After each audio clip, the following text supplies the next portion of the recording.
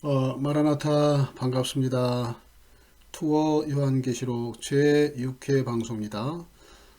오늘은 두 증인 그리고 두 증인이라는 주제로 계시록 여행을 시작합니다.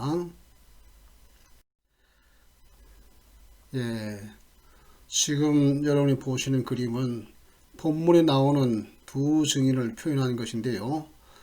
중앙에 성전이 보이고 두 감람나무와 두 촛대 그리고 좌측과 우측에 서 있는 증인의 모습입니다. 자, 그런데 좌측에 서 있는 증인의 손에 두루마리가 들려 있고요. 우측에 있는 증인은 좀 다른 모양인 것을 알 수 있습니다. 이것은 1장 2절에 하나님의 말씀과 예수 그리스도의 증거와 관련된 모습인데요. 나중에 설명을 할 겁니다. 그림이 아주 치밀하게 잘 표현이 되어 있습니다. 다음 그림입니다. 1의 절반과 넷째인 이 도표를 지난번에 보여드렸는데요. 다시 올리는 것은 한 1회와 7인의 로드맵, 그 예언적 시기를 보여주기 위함입니다. 넷째인이 7인의 중심, 한 1의 중심이라는 걸 말씀드렸지요. 이때를 중심으로 해서 두 정인, 그리고 두 짐승, 그리고 해 입은 여자 이야기가 펼쳐진다는 사실입니다. 자, 이것을 아는 게 중요한데요. 다르게 말하면 두 증인, 두 짐승, 해 입은 여자 이야기는 삽경입니다.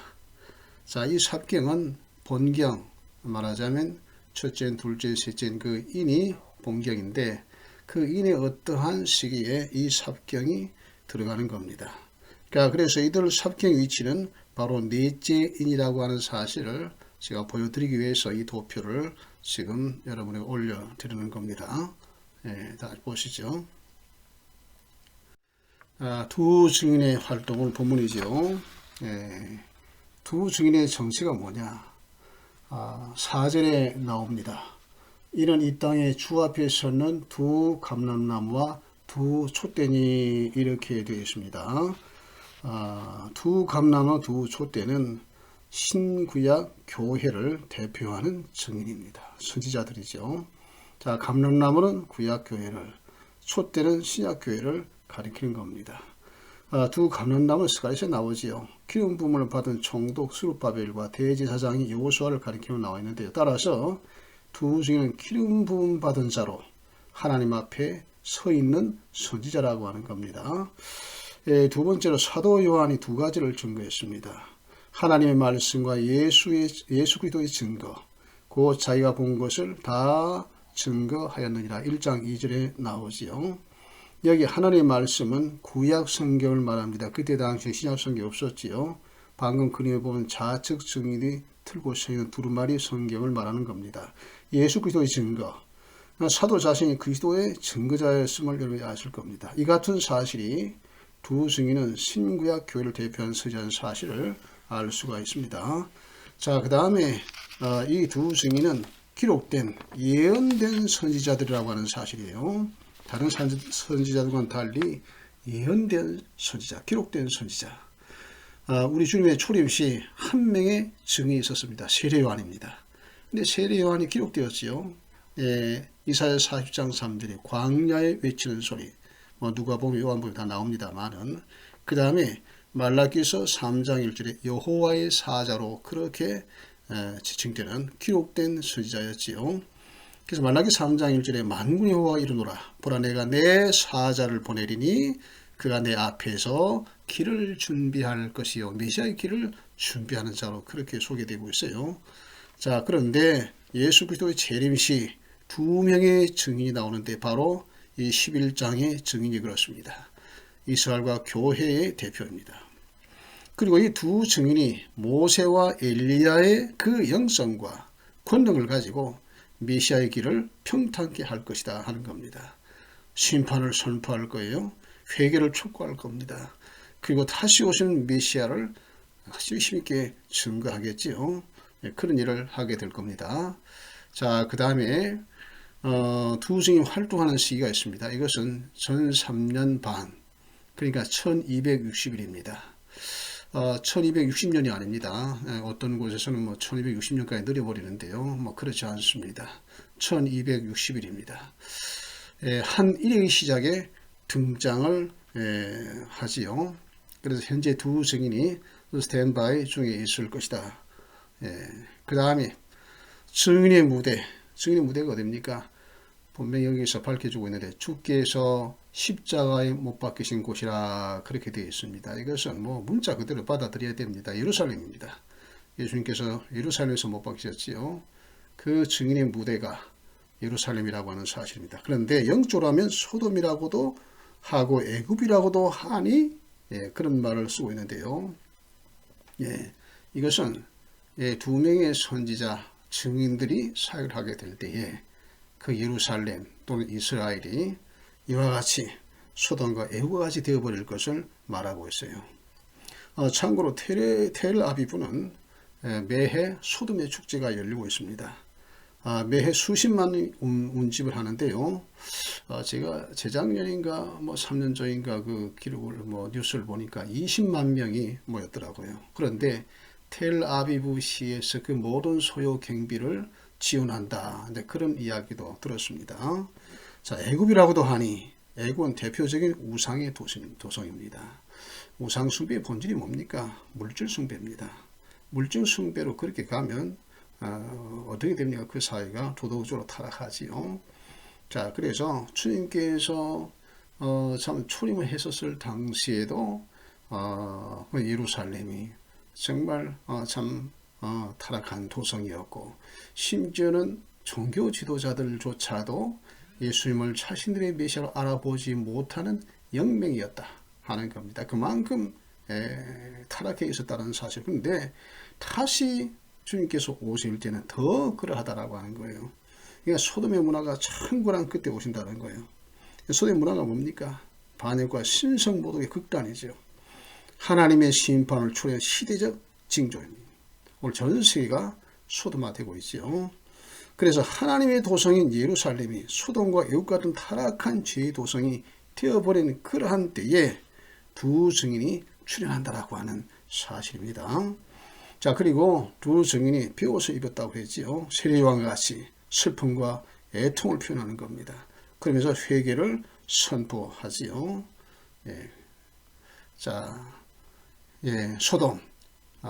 이거 제가 좀 늦게 올렸는데, 텔아비브 소돔 축제 매 수십만 원 운집하고 애굽 우상 물질 숭배. 자, 그 다음 보시죠. 증인의 권세가 나옵니다. 대적자들 불로 소멸합니다. 이제 그 심판을 선포하고 회개를 선포하니까 그것을 사람들이 싫어하고 그래서 증오하고 아마 싸우게 될 거예요. 그러니까 그 대적자를 향해 불로 소멸을 해버린다. 그 다음에 모세 엘리야 같은 이적 기사 원하는 대로 여러 가지로 재앙으로 땅을 칠 것이다. 이제 그런 겁니다. 자, 그래서 이러한 증인들을 사람들이 미워합니다. 회개하면 좋을 텐데요. 물론 그때에 회개하는 자들이 있을 거예요. 그런데 회개치 아니하고 오히려 이 증인들을 미워하고 대적하고 증오하고 심지어는 짐승이 두 증인에 대해 전쟁을 일으켜 저를 이기고 죽일 것이다. 그렇게 나와 있습니다. 자, 그런데 하여간 불로 소멸한다. 과거에 엘리야도 그런 일을 했지 않습니까? 한번 보시죠. 열왕기하 1장 10절에 나옵니다. 엘리야가 50부장에게 대답하여 이르되 내가 만일 하나님의 사람이면 불이 하늘에서 내려와 너와 너희 50명을 살을지로다 하매 불이 곧 하늘에서 내려와 그와 그의 군사 50명을 살랐더라. 열왕기하 1장에 나오는 내용인데요. 북이스라엘 아하시아 왕이 병에 걸렸어요. 그래서 엘리야를 불렀는데 50부장이 갈 때에 엘리야가 그렇게 말했어요. 그래서 두 번씩이나 보냈는데 100명이 불에 살라 죽임을 당했다. 그런 내용이 나옵니다. 그래서 장차도 이 엘리야와 같은 모세와 같은 영성을 가진 선지자들이 나왔어요. 불로 소멸하고 또 뭡니까? 물이 피가 되게 하고 참 하늘을 닫아 비 오지 못하게 하고 이렇게 해서 원하는 대로 여러 가지 재앙 땅을 칩니다. 그러니까 얼마나 사람들이 증오하고 미워하겠습니까? 예. 자, 그 다음에 또 다른 증인, 이것을 여러분들이 좀 주목을 하셔야 될 텐데요. 처음에 제목이 그렇습니다. 증인과 그리고 증인, 그렇게 제목을 올렸었는데요. 또 다른 증인이 있습니다. 그 다음 보시죠. 예, 사두선다 셀바라즈라고 하는 분이 계세요. 여러분들이 유튜브에 들어가서 찾아보시면 나올 텐데요. 자, 이분은 인도계 싱가포르 사람입니다. 선교사입니다. 그런데 선교사로서 많은 그런 사역을 감당하고 지금은 전 세계로 다니면서 시대적인 메시지, 현적인 메시지를 많이 전하고 다니시는 분인데요. 이분이 유명한 말을 한 것을 제가 들었습니다. 뭔가 하니 환란기에는 두 증인과 같은 사명자들이 전 세계적으로 많이 일어날 것이다 라고 하는 겁니다. 저는 전적으로 이 점 주장에 동의를 합니다. 왜냐고 하면 환란기는 같이 갑니다. 이스라엘과 교회가 같이 가는 거예요. 처음에 제가 말씀드렸지 않습니까? 첫 쟁이 띄어지는 것은 바로 한 일의 시작을 말하는 것이다. 그래서 이스라엘은 한 일의 시작이요. 교회는 첫 쟁인이 환란의 시작입니다. 같이 가는 겁니다.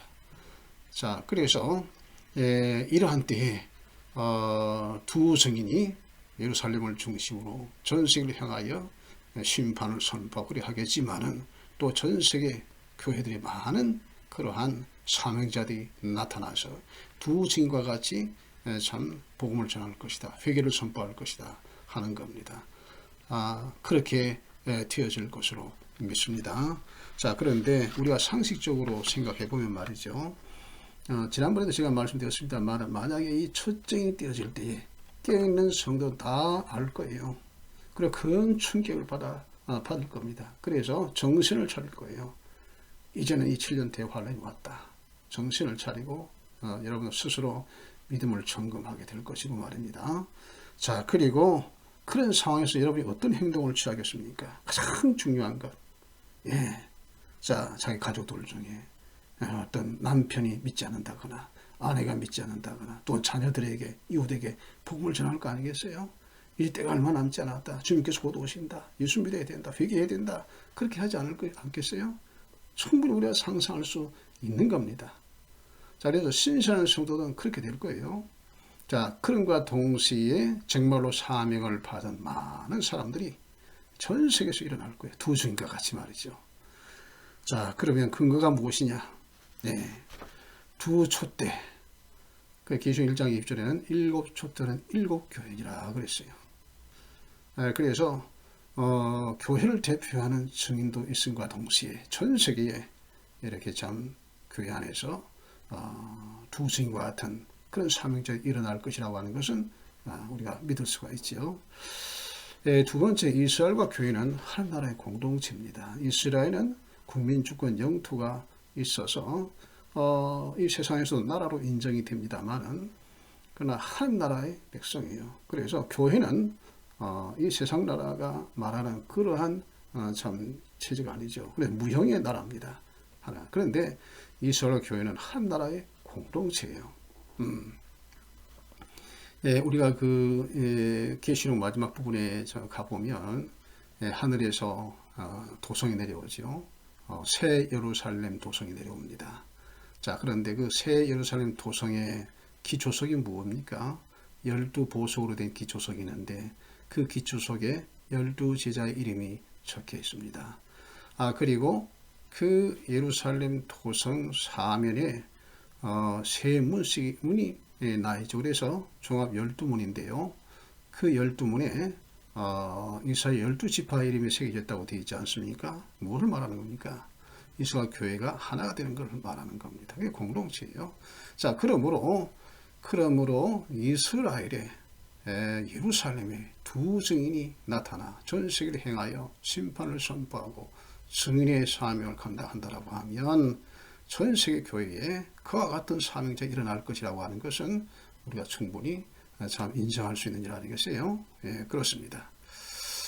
그 다음에 또 다른 성인, 아까 말씀드린 전 세계 두 성인들이 지금 현재 스탠바이 중에 있을 것이다 하는 겁니다. 순교자들이 많이 나올 거예요. 특별히 넷째인 이후로서 순교자들이 많이 나올 겁니다. 표가 나올 것이고요. 그 짐승의 우상에 절을 해야 되는 그런 시대가 올 텐데 그거 따를 수가 없겠지요. 많은 순교자들이 나올 거예요. 자, 두 증인과 두 증인의 사이로 마지막 수술을 완료하게 될 겁니다. 그 시대에요. 제가 처음부터 말씀을 드렸습니다. 그래서 이 계시록의 상황은 환난의 시대다. 그래서 그리고 참 곡식과 가라지 또 알곡과 쭉정이를 가르는 마지막 타작마당이 될 것이라고 제가 말씀을 드린 바가 있는데요. 그래서 마지막 타작마당에 그 사명을 두 증인과 두 증인의 사역으로 완수를 하게 될 것이다 하는 겁니다. 그렇습니다. 다음을 보시죠. 자, 두 증인이 순교를 하게 됩니다. 무저갱에 올라온 그 짐승에 의해서. 그래서 무저갱에서 올라온 짐승이 뭐냐? 이것은 말이죠. 과거에 이스라엘을 괴롭힌 그러한 왕이 있습니다. 그래서 예루살렘의 성전을 회파하고 성전에 우상을 세웠어요. 제우스 신전을 세우고 거기에 돼지피로 제사를 드리고 이스라엘 핍박한 악한 왕이 있었습니다.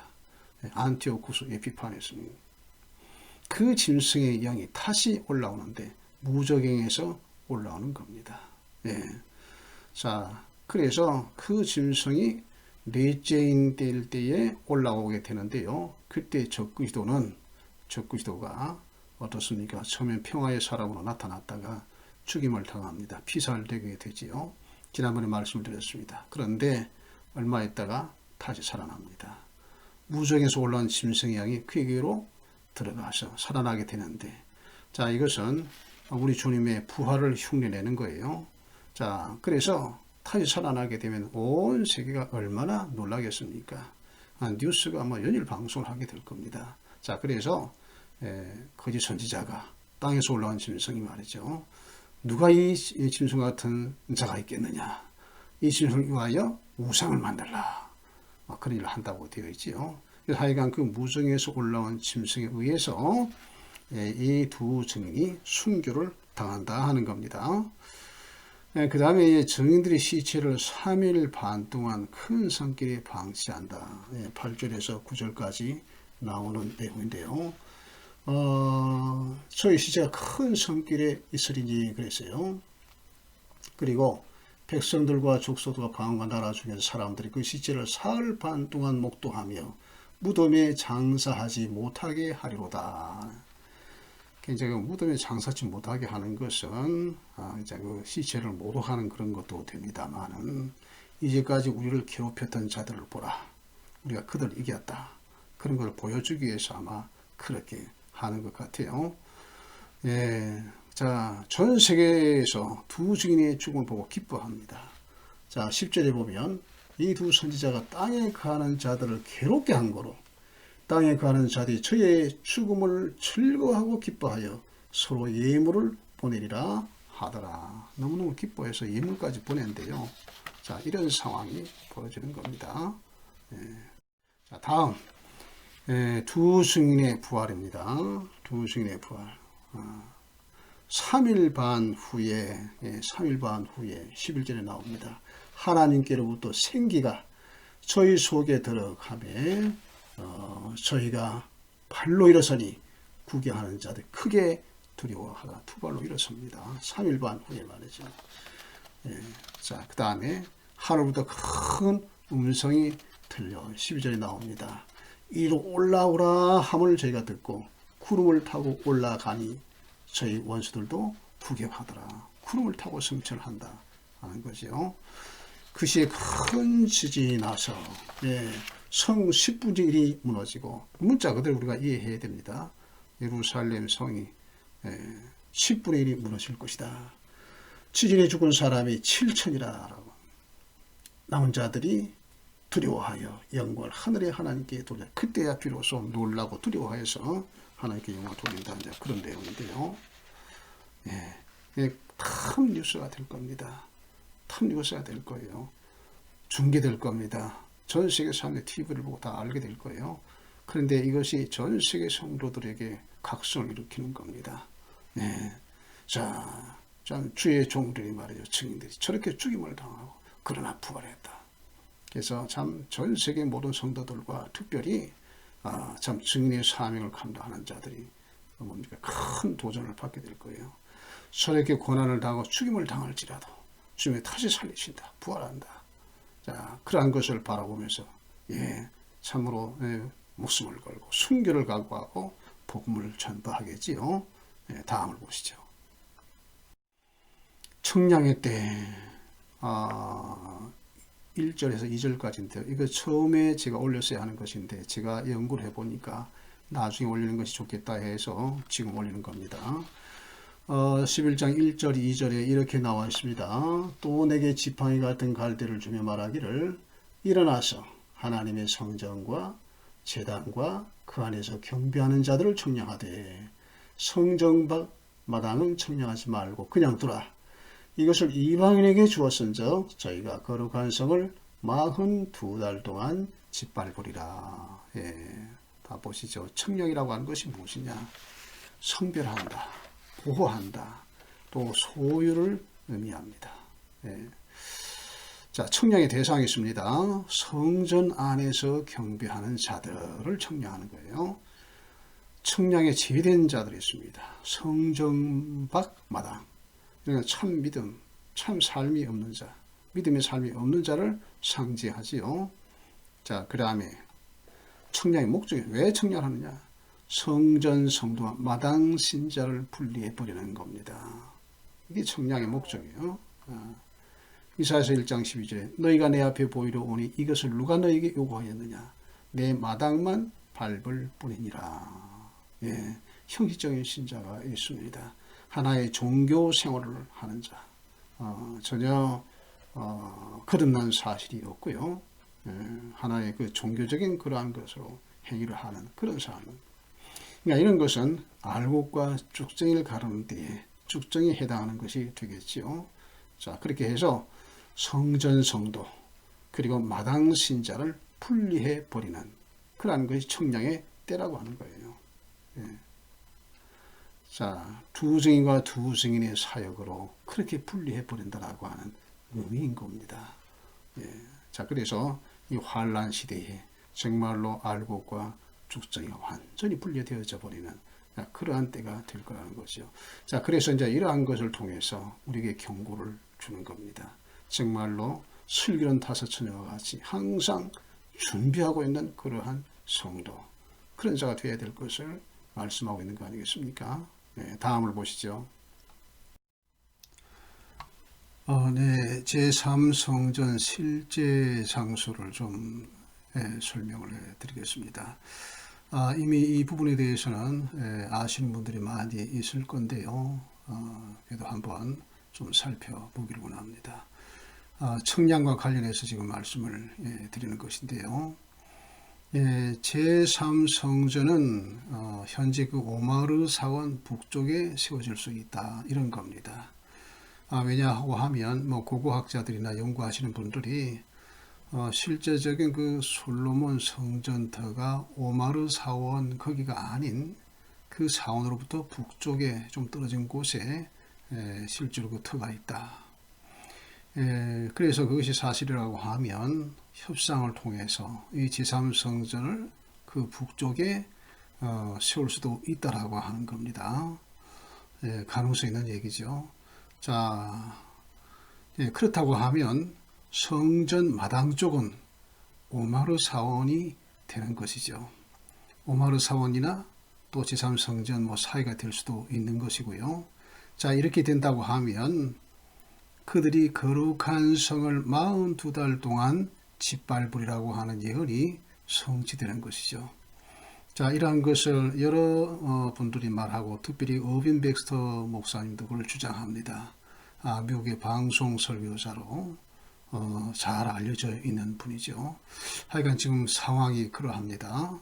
지켜보아야 되겠죠. 그래서 실제로 그 청량하는 것, 그리고 아까 제가 말씀드린 그 청량에 대해서 말씀드린 것인데요.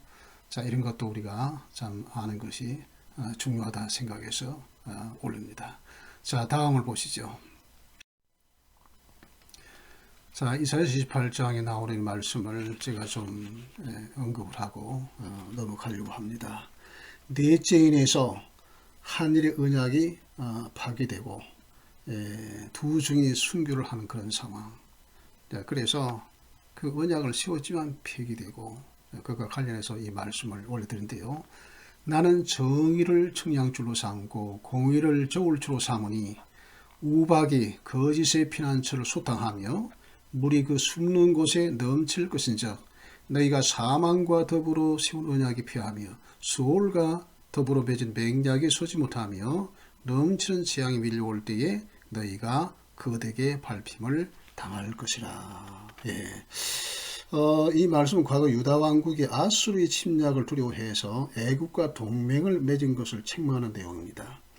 유다 왕국은 애굽과의 동맹을 사망과 더불어 세운 언약, 수올과 더불어 맺은 맹약이라고 그렇게 안심을 했지만 결국 아수르의 침략 때에 애굽으로부터 아무런 도움을 받지 못했습니다. 그런데 이러한 그 과거의 어리석은 일을 다시 반복하게 될 것이라고 하는 겁니다. 그것이 바로 자기 이름으로 오는 자와의 한 일이 언약입니다.